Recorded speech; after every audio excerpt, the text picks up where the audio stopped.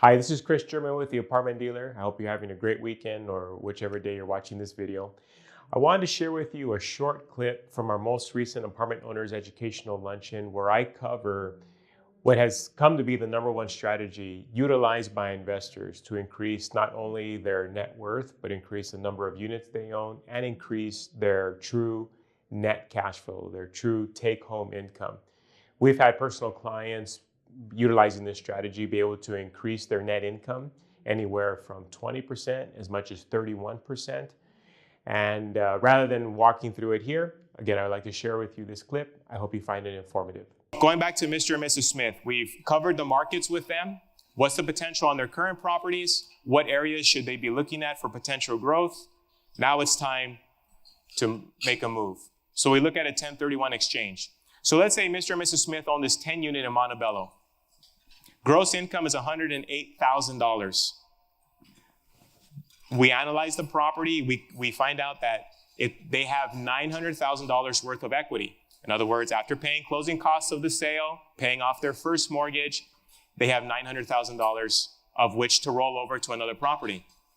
We go into the marketplace. We find a 17-unit property off market. Gross income is $208,000 on this property. This is actually a real life deal we did a couple years ago for a client. Now, Mr. and Mrs. Sanchez, when I met with them, this is where they were. Chris, we've had this 10 unit for 20 years, and you don't understand. There's no other property like my property, and there's no other tenants like my tenants. I don't think we can do any better. Plus, when you exchange, doesn't your property tax go up? That's got to eat any increased revenue. That has to eat it up, doesn't it? I said, all I hear is emotion. I have the liberty of looking from the outside in. Let's look at math. 10 units, their true cash flow when I met them, their net income that you can go to Sprouts and buy groceries with was almost $35,000. When we closed the 17-unit building in Baldwin Park, that jumped to $45,000. That's a 70% increase in the number of units owned and a 31% increase in net income. In other words, for every $100 that you're collecting in rental income right now, wouldn't you rather collect $130?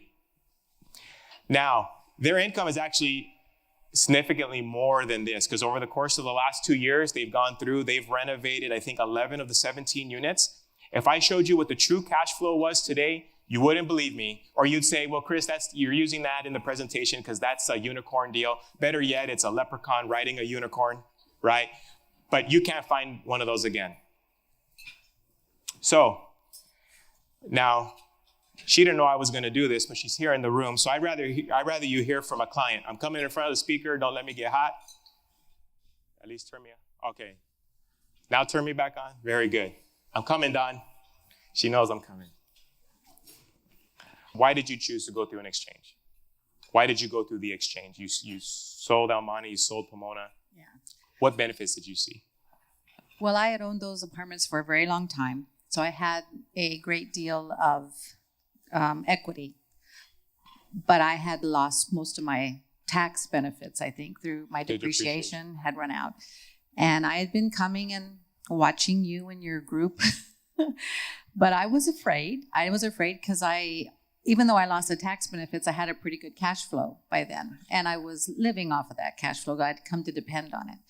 But through doing the math with you, and I don't know, I just made the decision to go forward and take the leap.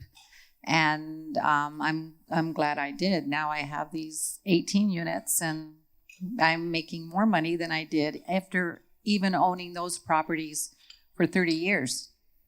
So I've only owned these now 1 year. April will be 1 year. Yeah.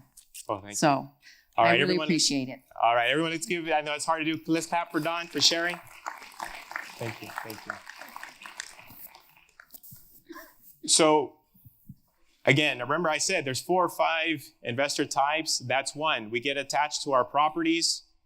We began to assume that given the increase in property taxes and everything else that we can't make better on an exchange. I'm telling you, it's not so.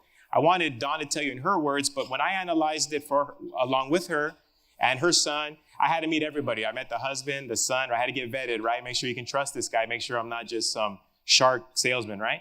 But when we analyzed it, we saw financial growth, more income, the depreciation. Many of you have ran out of depreciation through an exchange. You'll get some depreciation.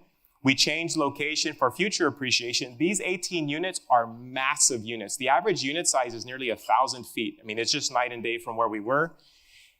And so that's her complete picture. Now, there was another investor who's in this room that I won't point out for savings of time, but they own this 3-unit in Los Angeles. So let's maybe start smaller. You have maybe something smaller that you'd like to liquidate. 18,000 annual net income. If you take a look at the picture in the middle, obviously they had completely remodeled the property, took it down to the studs. And by the time we take a look at this and analyze, rents were at market. They had done all the capital improvements. So you could hold, it's prepared for the future, that third pillar. But are you maximizing the equity is always the question. What's your rate of return on equity? They chose to do an exchange. They buy this 8-unit in Maywood. There was a $100,000 renovation needed. It needed some love. And I realize not everyone's up for that, but they saw the potential. The net income after renovation, $52,400. That's a 200% increase in cash flow and a 160% increase in units owned. Why they didn't make that move sooner was because of the emotional attachment. Their grandfather had owned that 3-unit at one time. Then his father, and he bought it from his father. His aunt, his godmother, her handprint was in the concrete with her name signed when she was a little girl. You don't get much more attachment than that. But when he and his wife looked at the math, they realized it was time for an exchange.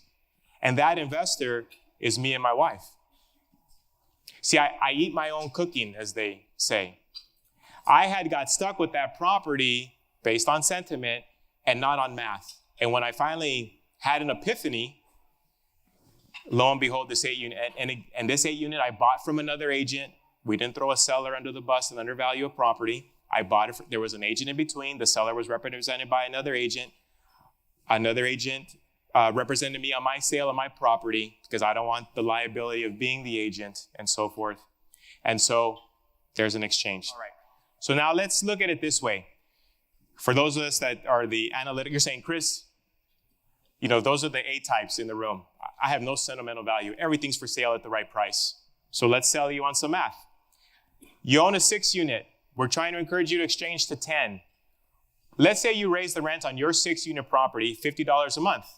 That's an increase of $3,600 a year. If we evaluate that property based on GRM 13, and we use 13 GRM, 13 gross rent multiplier. So for those of us maybe who don't know the terminology, if I took your gross income, how many times do I have to multiply it to equal the value? Okay. If we increase each unit by $50, that gets us an increased valuation of $43,000. Your property went up by $43,000 by issuing rental increases. If you have a 10-unit and raised each unit by $50, that's $6,000 a year. That's a $78,000 increase in valuation. So let's say you had $500,000 in equity in the 6-unit. If these are two banks, if you will, one bank is going to give you a $43,000 return. The other bank is going to give you $78,000 return for the $500,000 investment. We would go with $78,000, but somewhere along the lines, we get stuck. Now, I've worked with clients who own everything as small as a duplex. I started with a duplex. To one of my clients owns thousands of units and is one of the most humblest men that you'll know. And 2 weeks ago, in preparation for this event, I said, I have to ask you, how does someone who is not a citizen, transplants here, gets a college education, but barely has 2 nickels to rub together, goes from a single family house to thousands of units in a little over 30 years? How does that happen? Again, he's a humble man. He's a nice man. I'm going to say it 2 times. He's a nice man for what I'm going to say next, but he's not that smart. And he said, Chris, And I want you to pay attention. Again, if we had Warren Buffett in the room and we're asking about stocks, this is the Warren Buffett here. He said, Chris, it's very simple. You use the market cycle and you continue to exchange and you never get tied to any one property. He said, he asked me, Chris, how many of your clients do you meet that they've owned a 5-unit for 30 years? Do you know how much potential was held in that 30 years? And he says, I would venture to guess, and he wasn't, again, he's humble, so he wasn't putting down anyone. But he was saying, I would have to venture to guess that it was fear that got them sometime long ago, and they stayed put. Or they think that their building is the best thing since sliced bread, and there's nothing else out there like it to replace it. He says, I've been in and out of deals so often that it's this scenario. Where can I put my money next that increases the yield? That's all that matters because of his financial legacy that will take care of 3 or 4 generations.